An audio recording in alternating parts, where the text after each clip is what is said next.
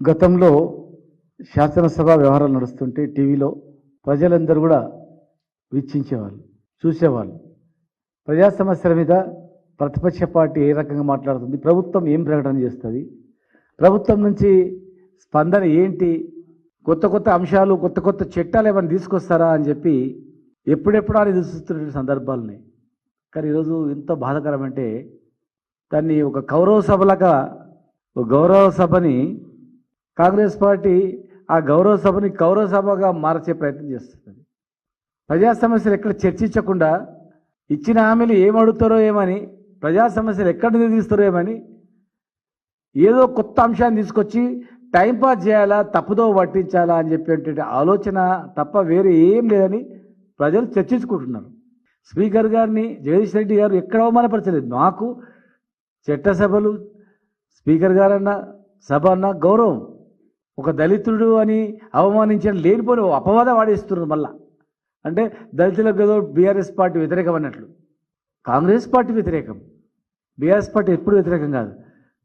BRS party దళితుల పట్ల ప్రేమ ఉంది కాబట్టే ప్రపంచంలో ఎక్కడ లేనటువంటి అతిపెద్ద అంబేద్కర్ విగ్రహాన్ని పెట్టింది బీఆర్ఎస్ పార్టీ. సచివాలయానికి బాబాసాహెబ్ అంబేద్కర్ గారి పేరు పెట్టింది బీఆర్ఎస్ పార్టీ. దళితులను ఆర్థికంగా అభివృద్ధి చేయాలని చెప్పని దళిత బంధు తీసుకొచ్చింది బీఆర్ఎస్ పార్టీ.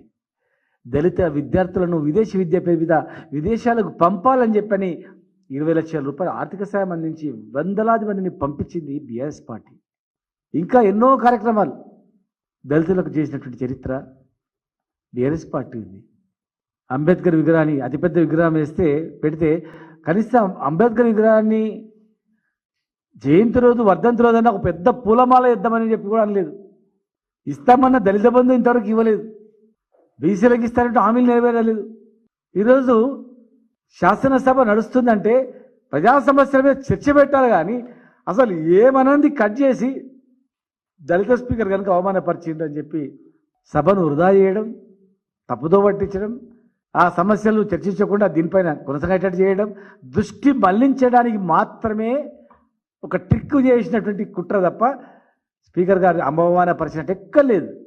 టోటల్ లైవ్ చూపించమని చెప్పండి, ఎక్కడ అవమానపరిచిండ్రు, ఏం జరిగిందో. అలాంటిది ఏం లేదు. 165 అడుగుల విగ్రహాన్ని పెడితే కనీసం ఒక్క రోజున పోయి అక్కడ ప్రపంచ పర్యాటకులు వచ్చి చూసిపోయేటువంటి పరిస్థితి ఉన్నటువంటి దాన్ని కప్పిపడేసిండ్రు.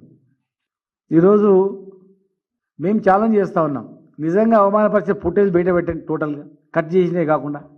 స్పీకర్ గారే వారు కూడా ఏం చెప్పలేని పరిస్థితి ఉంది వారికి కూడా ఇప్పుడు. Hi, this is Swathi. Like చేయండి, షేర్ చేయండి, కమెంట్ చేయండి అండ్ సబ్స్క్రైబ్ చేయండి GR TV. Hi, this is Monica. Please like, share and subscribe GR TV.